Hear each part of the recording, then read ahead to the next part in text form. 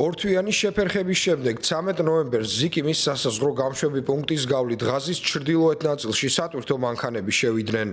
კოგატმა ისრაელის სამხედრო ძალების ქვედანაყოფმა, რომელიც ჰუმანიტარული დახმარების შეტანას ზედამხედველობს, 12 ნოემბერს განაცხადა, რომ ხელახლა გახსნის გამშვებ პუნქტს, რათა ჰუმანიტარული დახმარებით სავსე სატვირთო მანქანები ღაზაში შევიდნენ.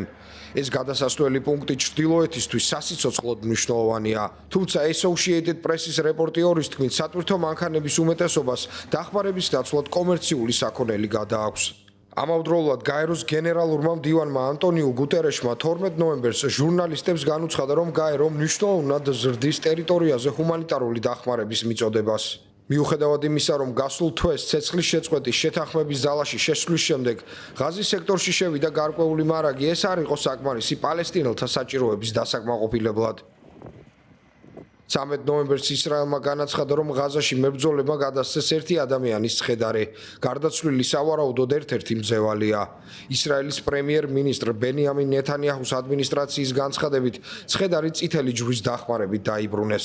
დეირ ალ-ბალაჰის რაიონში შენიშნეს წითელი ჯვრის მანქანები, რომლებითაც სავარაუდოდ ისრაელელი მძევლის ნეშტი გადაჰქონდათ.